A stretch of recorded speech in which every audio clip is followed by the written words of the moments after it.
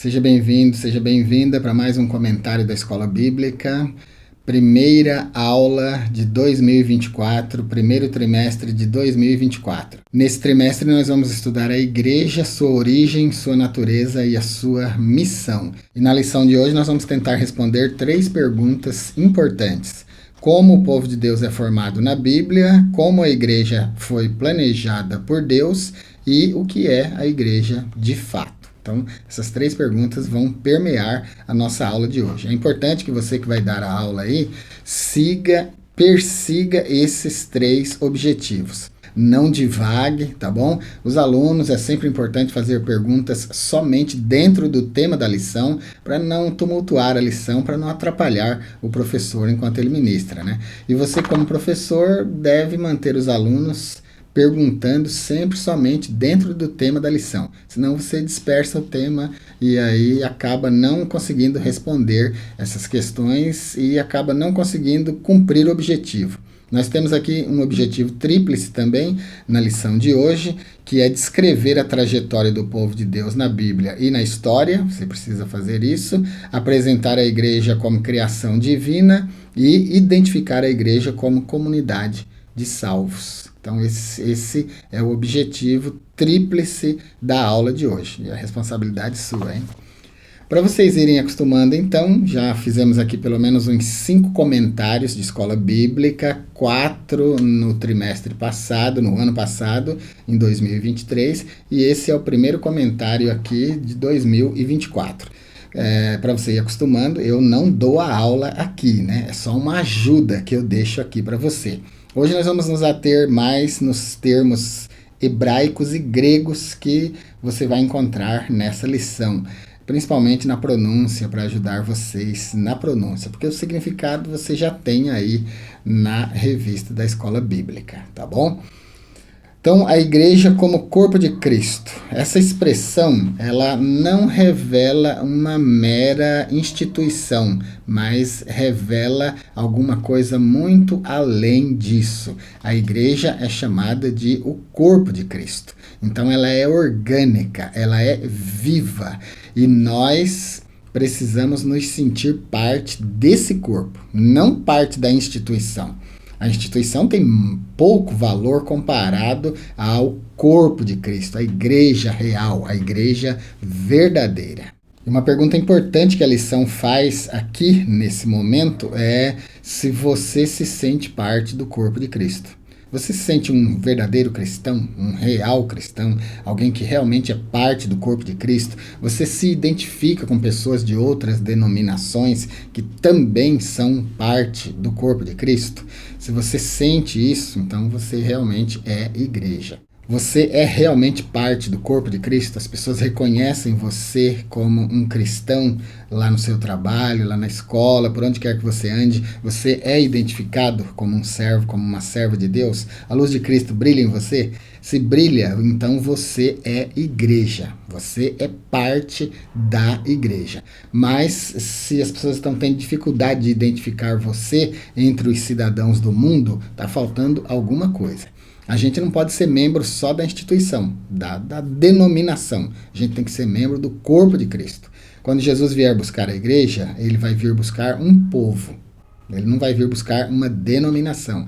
Ele vai vir buscar um povo que é composto de todos os povos, tribos, línguas e nações no mundo.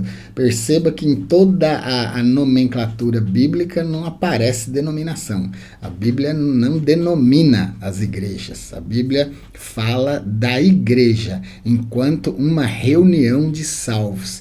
Uma reunião de pessoas escolhidas, chamadas, pessoas especiais que fazem parte do plano de Deus. O povo de Deus, ele é dividido em 2 partes. Nós temos no Antigo Testamento o povo de Israel, que é chamado de o povo de Deus, é a nação eleita, é o sacerdócio real, é o povo escolhido. No Antigo Testamento, a nação de Israel. No Novo Testamento, a igreja. A igreja, a princípio, ela é formada por judeus. porque Jesus chama os primeiros componentes da igreja da nação de Israel. Depois, e principalmente no ministério do apóstolo Paulo, é que a igreja se gentiliza, ela se torna gentílica, ela começa a crescer no meio dos povos.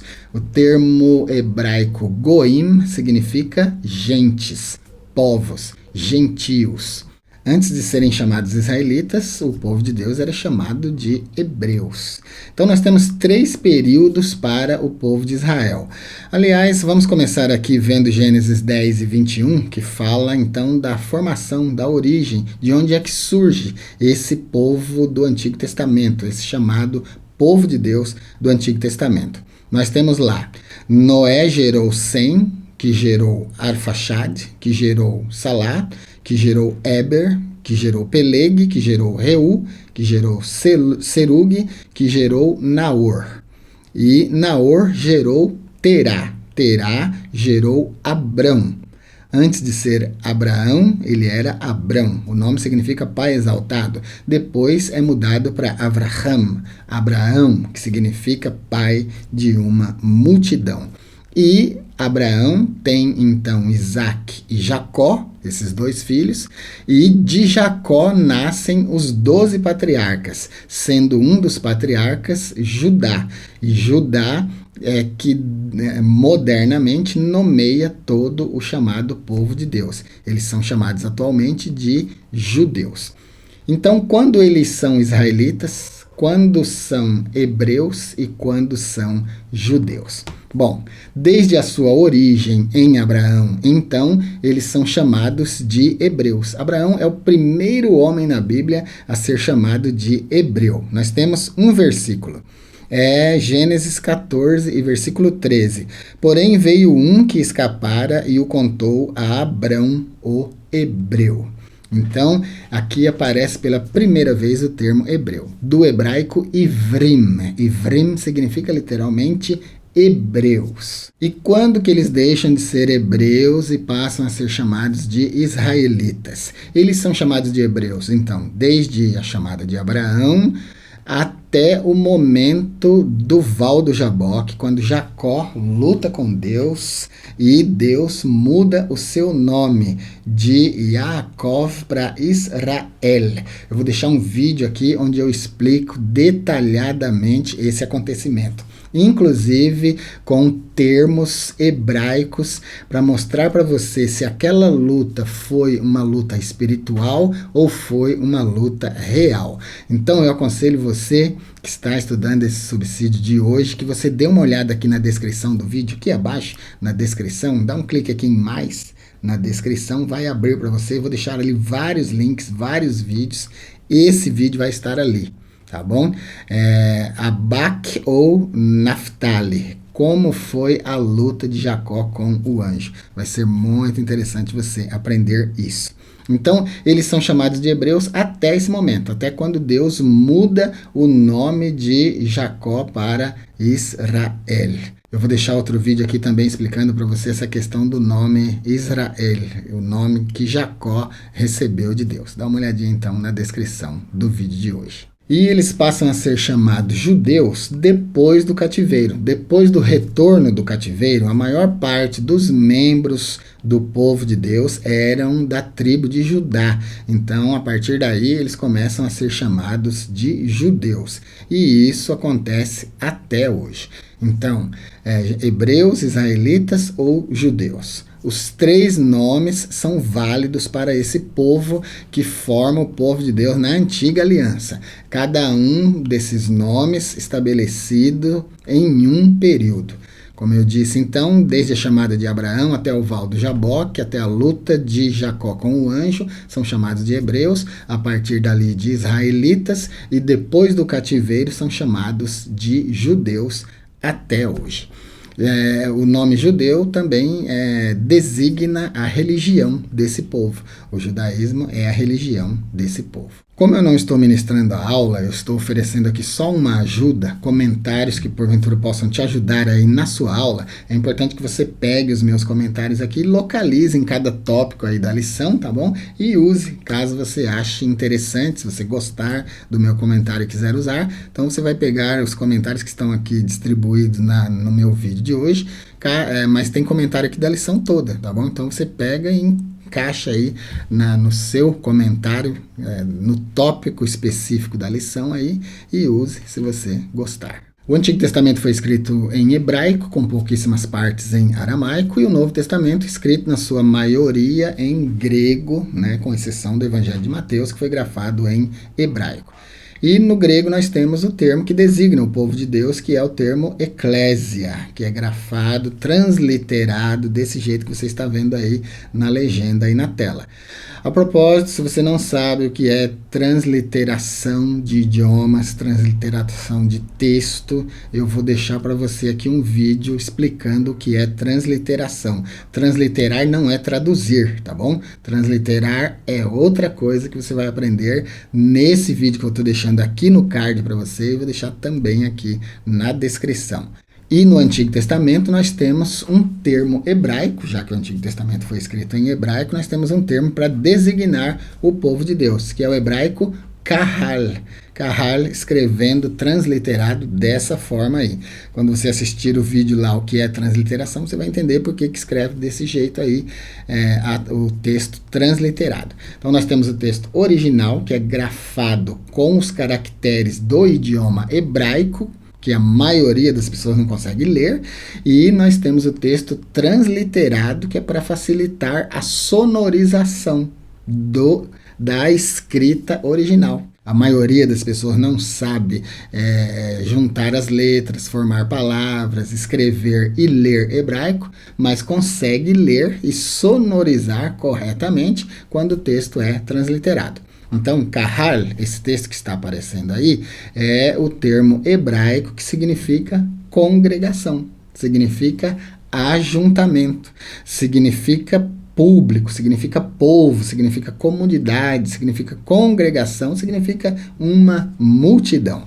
E mais uma nota, se você quiser inserir aí na sua aula, o livro do Antigo Testamento, o Eclesiastes. Eclesiastes é o nome latim desse livro, mas nós temos o nome original no hebraico, que é Kohelet. Kohelet. O termo hebraico Kohelet está no mesmo campo semântico. Um campo semântico é um campo de significados. Várias palavras que têm significados parecidos e escrevem de forma parecida. Kahal, Kohelet. Kahal, congregação, ajuntamento. Kohelet, aquele que fala na Kahal, aquele que fala na congregação. Vou deixar um vídeo aqui para você explicando ainda mais detalhadamente esse conceito, tá bom? Como é o nome do Eclesiastes em hebraico. Está aqui na descrição, bem facinho para você, e aqui no card, se você quiser acessar mais fácil ainda. Então, Kahal, enquanto substantivo, é povo, é comunidade, é congregação, é multidão. Enquanto verbo, kahal significa convocar, reunir, juntar o povo. Então, esse termo, kahal, ele é usado no Antigo Testamento para significar o povo de Deus, o ajuntamento do povo de Deus. O termo hebraico kahal designa, então, no Antigo Testamento, o povo enquanto uma etnia, enquanto uma nação. O povo, todo o povo de Deus, todas as tribos de Israel reunidas, formando, então, uma nação, a nação de Israel, o povo judeu, ou hebreu, como você já aprendeu. Esse ajuntamento desse povo é denominado pelo termo hebraico kahal. E no Novo Testamento nós temos o termo grego eclésia, que vai designar a reunião do povo de Deus. Qual a diferença da igreja para o povo de Israel? O povo de Israel é uma etnia, é uma nação, é um povo só, que forma o povo de Deus no Antigo Testamento. E o termo grego eclésia é completamente diferente. A eclésia no Novo Testamento representa um povo só de várias tribos, línguas e nações. Então, veja que a congregação do Novo Testamento é composta por pessoas de todas as raças, de todas as tribos, de todas as cores, todos os povos, tribos, línguas e nações. Então, esse termo eclésia, quando ele entra para o compêndio bíblico, ele semantiza, ele muda de sentido, ele ganha um novo sentido. Porque o termo eclésia, ele é formado por duas palavras. O prefixo ek, que significa fora de, e kaleo, que significa chamar. Então, eclésia era um chamamento, uma convocação que os gregos faziam para os cidadãos da cidade de forma política, para atenderem a uma reunião que se fazia na ágora, na praça pública, para deliberar assuntos referentes à cidade. Era uma reunião política. Eclésia, originalmente, então, na época dos filósofos antigos, denominava uma reunião. Nos escritos de Heródoto, Xenofontes, Platão e Eurípides, é possível encontrar esse termo, eclésia, como a reunião do povo grego para deliberar assuntos da cidade. Aí, o que acontece é que Jesus usa o termo, em Mateus 16, 18, onde ele diz, edificarei a minha igreja, e aí ele faz separação entre a igreja dele, a reunião do povo dele, a eclésia dele, e a eclésia grega, o povo comum, o povo mundano. Por isso ele usa o pronome possessivo minha, edificarei a minha igreja. Esse minha é que diferencia a reunião do povo de Deus da reunião do povo do mundo. Esse termo minha que Jesus usa é que faz separação entre a reunião política e a reunião eclesiástica. Então, a eclésia é diferente da Kahal do Antigo Testamento, que era formada por um único povo, que era o povo de Israel. Ela é formada por vários povos de todas as tribos, línguas e nações do mundo, independente de formação intelectual, de cor, de inteligência, nada disso conta. São pessoas chamadas para a salvação que compõem essa eclésia. No livro de Atos dos Apóstolos, no capítulo 19, versículo 32, também no versículo 41, a gente encontra o termo eclésia aparecendo não significando a igreja, não se referindo à igreja, mas uma reunião de pessoas que estavam contra o apóstolo Paulo numa determinada ocasião. Então, na sua origem, o termo grego eclésia representa uma reunião comum de pessoas, como aquela que se faz na Câmara Municipal aí da sua cidade, onde os vereadores falam para as pessoas da cidade que resolveram estar naquela assembleia ali, naquela reunião. Aquela reunião ali é uma eclésia. E no sentido do original grego, qualquer reunião de pessoas que se fazia em qualquer lugar podia ser chamado de, essa reunião podia ser chamada de eclésia. Agora, quando a gente vem para o Novo Testamento, ela ganha um sentido diferente por causa das palavras de Jesus, que diz que edificaria a sua igreja, contrastando a sua igreja com a igreja grega, né? É até estranho a gente falar assim, a igreja grega, né? É que o termo igreja, ele foi sacramentalizado, ele foi santificado. Esse termo eclésia, ele se tornou um termo separado, um termo sacro, a partir das palavras de Jesus. A partir do momento que Jesus diz, edificarei a minha igreja, aí ele ganha esse sentido mais bíblico, mais teológico, mais santo.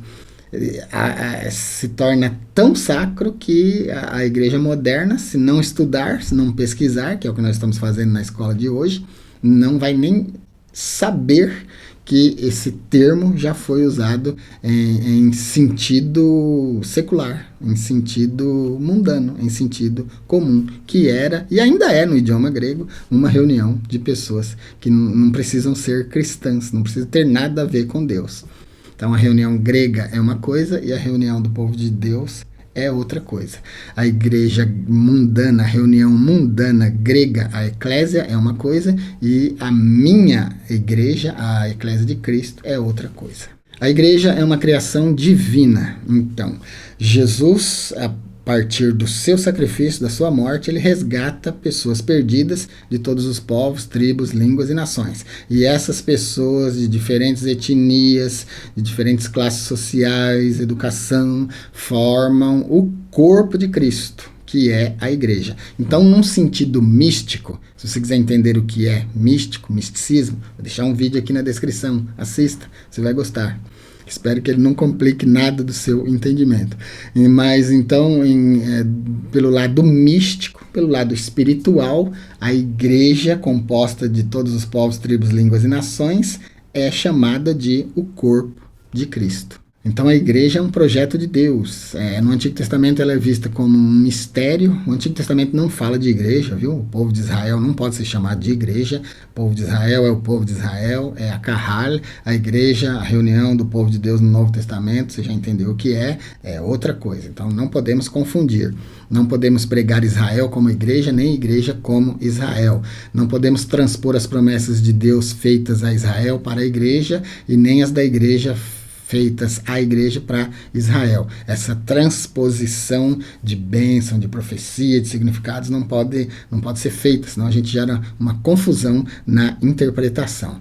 Mas Efésios 1 e 4 diz assim: como também nos elegeu nele, Cristo, antes da fundação do mundo, para que fôssemos santos e irrepreensíveis diante dele em amor. Nesse ponto aqui, é possível que alguém aí na sua sala de aula pergunte sobre predestinação.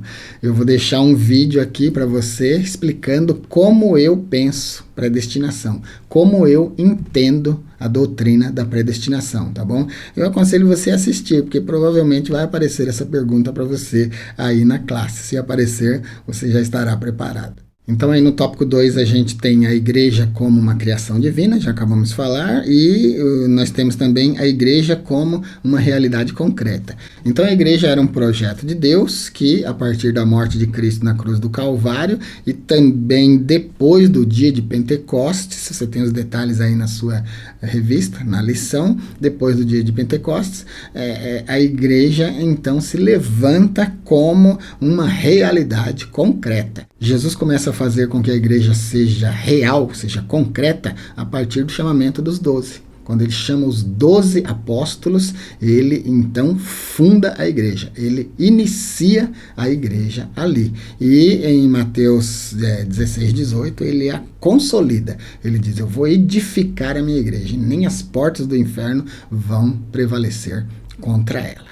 Então nós temos aqui a igreja a partir dos 12, depois vai se agregando pessoas, muitas almas. No discurso de Pedro a gente tem ali mais de 3.000 pessoas se agregando à igreja, e a igreja agora então já é um corpo. Ela já está concreta, ela já é uma eclésia, uma grande congregação de salvos, não mais representando uma única etnia, um único povo, como era a congregação de Israel, mas reunindo pessoas de todos os povos, tribos, línguas e nações. Então a igreja é uma criação divina, a igreja existe como uma realidade concreta, e a terceira pergunta: quando a igreja passa a existir de fato?